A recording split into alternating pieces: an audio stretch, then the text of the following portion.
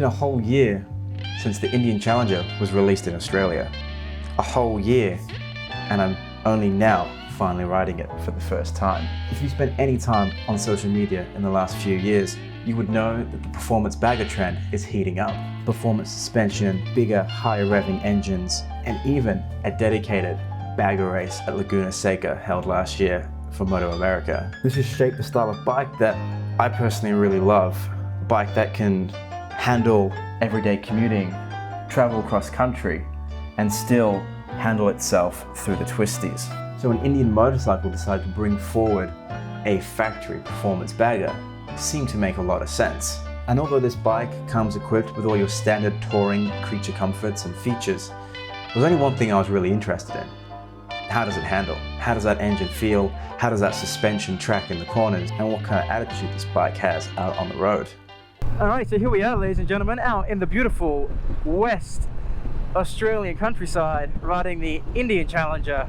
Really excited to be on this bike. So the engine's been a good fun blast to ride. It spins up beautifully into the mid-range and then it just takes off.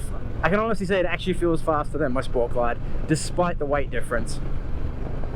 It's really smooth as well and has lots of low-end torque, so you still have that a classic American VTwin torque low down that you want. So it's still a very good cruiser long distance motorcycle, even though it's obviously designed to be a performance bagger.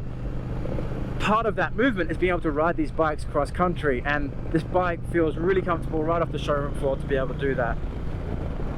But the engine feels really good. I was a bit concerned that it would be a little bit too sport bikey, spinning up too much into the high RPMs and wanting to stay there, but obviously that big displacement allows that torque to really shine, and so it just feels really balanced. It just feels like your classic American V-twin engine, but just with more legs, more room in that mid-range, and like I said, it really does take off.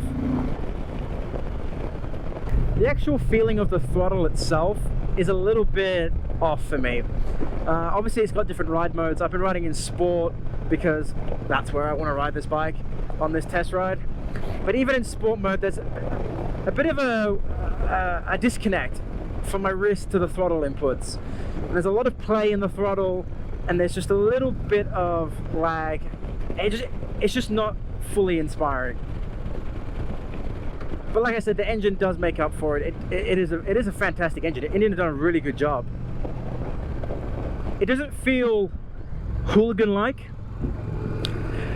For example, I would say that my Sport Glide with that cam in feels more hooligan-y, feels a little bit more radical, I guess, in the way that it delivers its rawness.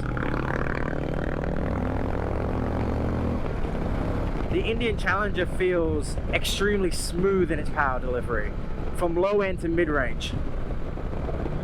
The brakes are really good, really confidence inspiring.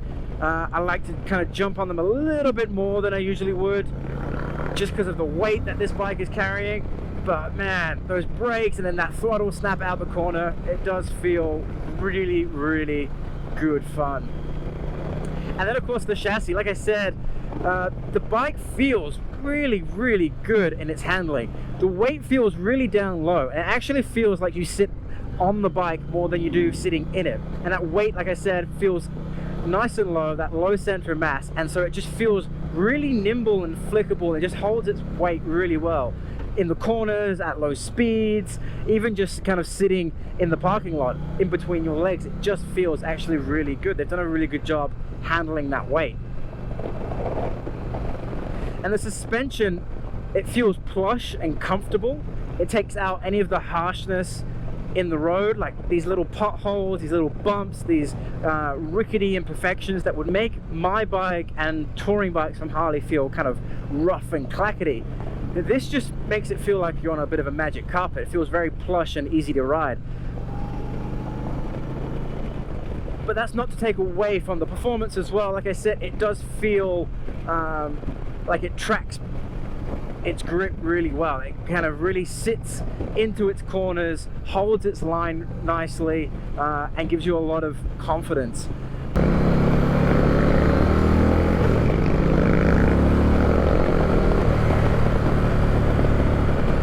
Oh man, this bike is so much fun, and look at that view.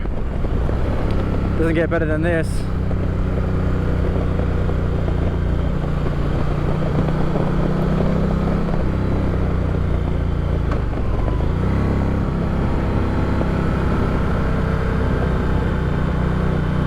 Oh, it just handles nicely. It sits really nicely in its line in the corner. Doesn't want to jump up out of it. It's happy to sit there and hold that line. Something I find that my Harley doesn't want to do. It likes to try and stand itself back up. Doesn't want to kind of sink in and hold its grip.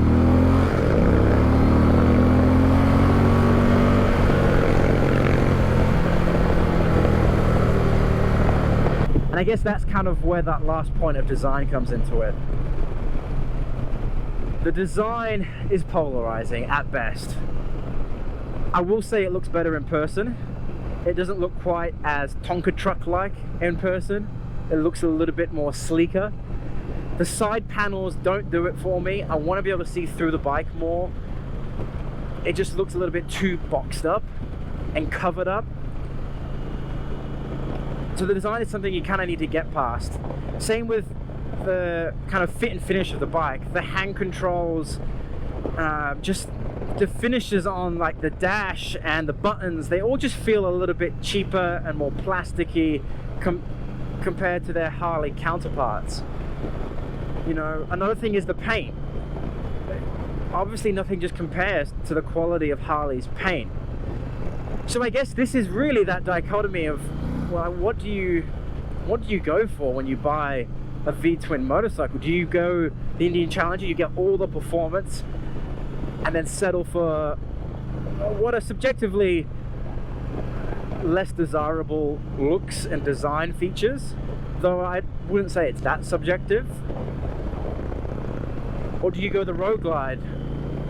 Do you go something that looks designed beautifully to perfection, with incredible lines and features on the bike, with incredible paint and fit and finish of the controls and the inner fairing, but lacks significantly compared to the Indian Challenger in the performance realm? From its engine to its chassis to its suspension, it's a hard choice to make. I guess the one advantage of going the Harley route is you can upgrade all of the sections that it falls apart in. You can upgrade the engine, you can upgrade the suspension easily. But obviously that's going to cost you an arm and a leg after already purchasing a very expensive bike. The Indian Challenger, on the other hand, you know, there's not much you can do in the realms of fixing the design of the motorcycle and the way that it looks and its aesthetics. It's kind of what you get at the box is what you get. Let me wrap this up. Let me just say Indian's done an incredible job. I think there's room for improvement, particularly in the design realm. And I'm excited to see more competition in the touring space. I think the performance bagger movement is one that I can really get behind. You know, bikes that are designed to ride well with good performance in mind, but also still be able to throw all of your luggage and camping gear on and travel cross country. That's the kind of riding that I really like to do. So thank you to Indian Motorcycle of Perth for letting me take this bike out, letting Chris take this bike out. Big thanks to Chris for joining me today and letting me use him as my model. Leave your questions and comments below and I'll be sure to get back to them. Let me know what you think to the Indian Challenger. Otherwise, ride safe, keep it upright, and I'll see you on the next video. Alrighty everybody, peace.